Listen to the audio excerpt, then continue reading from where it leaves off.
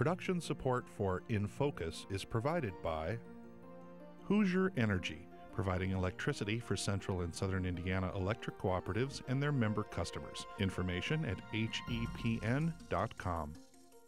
Hoosiers for Higher Education, a statewide organization of alumni and friends of Indiana University, dedicated to raising the awareness of the importance of higher education for Indiana's citizens and the state's future. More information at 800-937-3448. Adventure Indiana, a new magazine featuring outdoor adventures in South Central Indiana. Available for pickup at parks, nature destinations, and outdoor sports shops. And by viewers like you. Thank you. From production of ethanol plants to the introduction of new fuel efficiency standards, the environment continues to be at the forefront of issues facing the nation. The Obama administration plans to establish new standards in energy consumption and production, cutting greenhouse gas emissions 80% by 2050. So where does the Hoosier State stand? Find out as we put the environment in focus.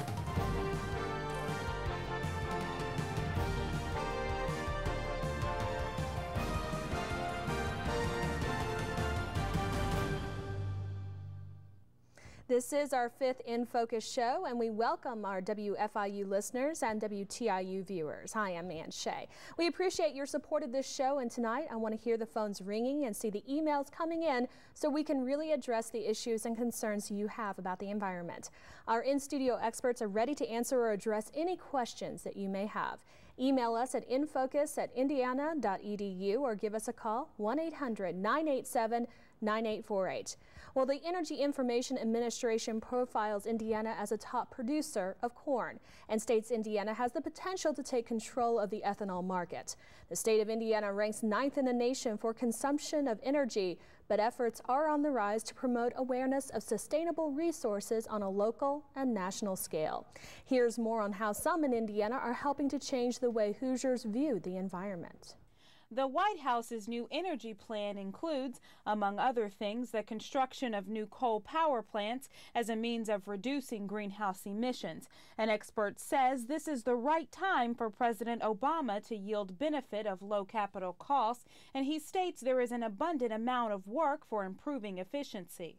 So he's made the correct move of setting aside money, allocating money to invest in energy efficiency in federal buildings, develop new facilities in the area of energy and environment, and perhaps most important, to invest in new systems for transmission and distribution of electricity. Our systems are very dated, they're stressed, and they need to be expanded and in some cases replaced. In tough economic times, it's easy to concentrate just on the immediate problem. Let's produce more, let's create jobs. But the thing that we have to remember is those jobs need to be productive. This is a great time to reorganize, to rethink how we're using our resources, and to invest in environmentally sound as well as economically sound production and infrastructure. Another environmental concern, Richard says, are the liabilities of carbon dioxide emissions.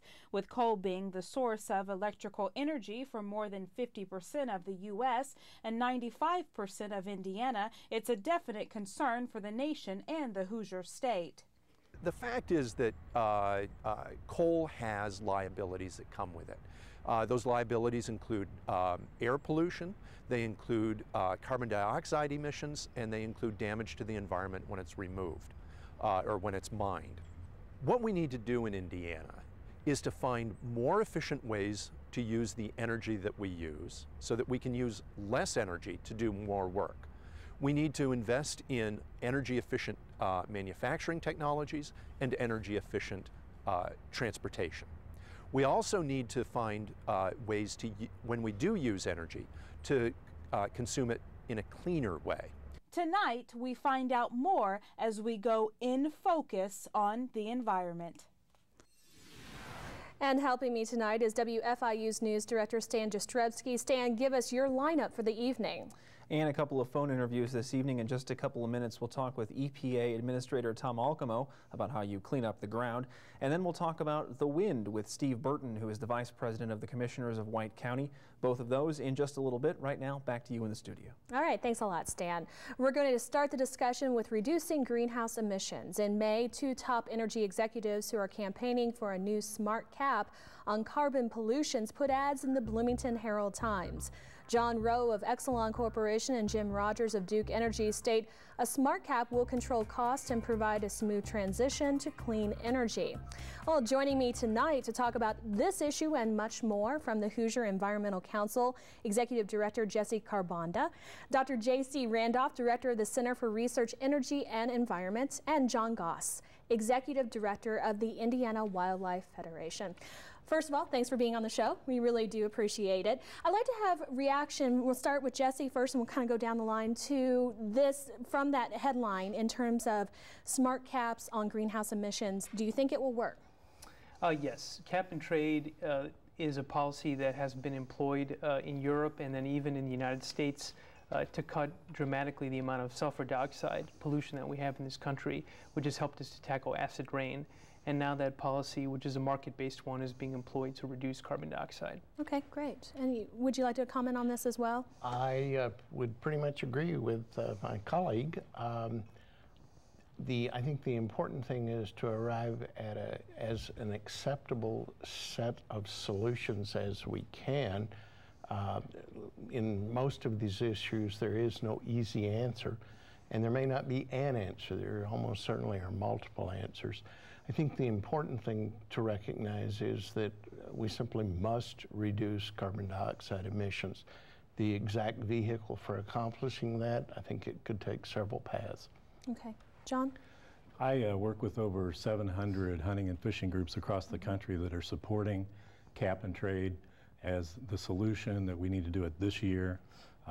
We must start making progress on reducing carbon dioxide to minimize what rapid climate change could do to fish and wildlife. Okay, great. Well, this is very interesting because just yesterday, Governor Mitch Daniels joined other Indiana Republicans to make their case on how the federal government's plans to cap greenhouse emissions would hit Indiana the hardest. And I mean, within the article, they're talking about the fact that it will harm Indiana because of Indiana's natural resources being coal, those kinds of things. What would you say, let's start with you, Jesse, once again, about this argument? Well, I think it's just tremendously ironic because actually cap and trade originated by conservative thinkers like Governor Daniels. And so it's the best of many different mechanisms to cut carbon dioxide that is most in keeping with his economic principles. We also take issue with the rate impact conclusions that he's come up with, which are based on widely unrealistic assumptions. Okay. Would you like to comment on that as well? I mean, is this going to harm Indiana, help Indiana in the long run, obviously? Well, this is an example of where there will be some shorter-term costs, but they may be small compared to the much greater longer-term cost if we simply try to delay the effects of global climate change. I mean, it's going to possibly be many-fold greater to fix the problem later on than to fix it sooner. Okay. One of the arguments that they were putting forth is that it's going to immediately help coastal states such as California and the East Coast, and it's going to harm the Midwest. Is that true or not? Well, I think it's important to realize that we're talking about a global problem. The regions are going to be affected differently. We know that climate is influenced by proximity to ocean and ocean currents. It's influenced by mountain ranges, a whole variety of physiographic features.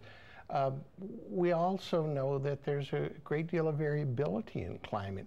So I think it's unrealistic for a given region to take a very parochial view that says, well, we don't see anything happening to us right now. Well, yes, now there are some other parts of the world that are already experiencing effects. I think we can't take a narrow view. I think we must approach this globally. We'll get back to that in just a minute. Let's go to Stan in the radio booth for another topic. Stan? Thanks, Ann. I'm on the phone with Tom Alcamo, who is with the Environmental Protection Agency. Mr. Alcamo, thanks for being with us. My first question to you is, we've got a lot of space, and there's even some here in Monroe County, where the ground has been polluted over a long period of time, and now there's a movement to clean it up. Tell me what your agency, first of all, is doing to assist that process. Well, currently we have an agreement in place between EPA, the City of Bloomington, Monroe County, the State of Indiana, and CBS Corporation to address 3 sites in the Bloomington area: Lemon Lane Landfill, Neal's Landfill, and Bennett Stump. This agreement has been sent to the federal court in Indianapolis, and the court has to approve that before we can begin work, but it's in the neighborhood of $30+ million worth of work in the final phase of the cleanup at those sites, in which will address contaminated groundwater and contaminated sediment. In addition, there's another site, most likely in mid-June, the former Westinghouse electric plant site on 300 North Curry Pike. There used to be a large factory there, which was demolished in 2006, and we're going to be starting the cleanup there, probably in the neighborhood of $5 to $6 million. So there's a lot of work upcoming in the Bloomington area to deal with contaminated soils and groundwater, specifically PCBs and other contaminants. What are the ramifications if these sites are not cleaned up and cleaned up in an effective manner? Certainly, there's a risk to public health and the environment. At all these sites, we've done risk assessments and looked at the contamination in the soil and in the groundwater and evaluated that based upon standard EPA practices for risk assessment and determining that there's unacceptable risk. And so to not address these would certainly be a risk to in the long term to the citizens of Bloomington. And lastly, are there examples you could cite of places where these cleanups have gone either particularly well or maybe even particularly poorly, and there has been a noticeable effect on the citizenry in those areas? Well, certainly, we did a cleanup back in 1998 at Neal's Dump, which is in Owen County outside of Bloomington, in Spencer, actually, and we actually had a individual's yard that was heavily contaminated with PCBs and was associated with the Bloomington PCB capacitor plant. We cleaned that up and restored her yard to residential standards. In addition, I'd like to point out that the piece of property on 300 North Curry Pike, the former Westinghouse plant, we're going to be cleaning that up for redevelopment. I mean, there can be commercial and industrial redevelopment that could happen at that facility. So yes, we do take all that into consideration. Tom Alcamo is a remedial project manager for the EPA. Mr. Alcamo, thanks for your time. Thank you. And back to you in the studio. All right.